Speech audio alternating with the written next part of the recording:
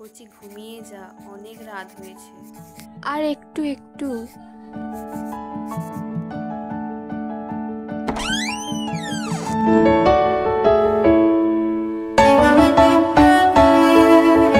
দাদা, মেয়ের রেজাল্ট বেরিয়েছে, ও পরীক্ষায় পাস করে গিয়েছে।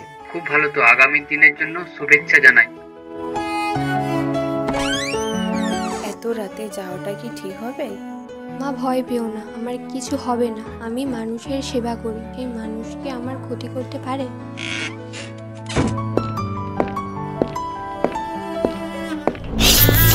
ম্যাডাম, এদিকে একটু আসুন তো।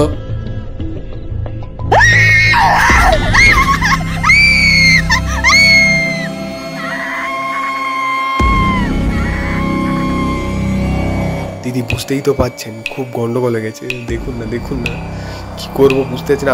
আপনাদের যা লাগবে তাই দেবো, ঠিক আছে? প্লিজ একটু দেখুন। অত চিন্তা করার কোনো দরকার নেই, তুমি আমাদের পকেটটা ভরিয়ে দাও, দিদি সব ব্যবস্থা করে দেবে।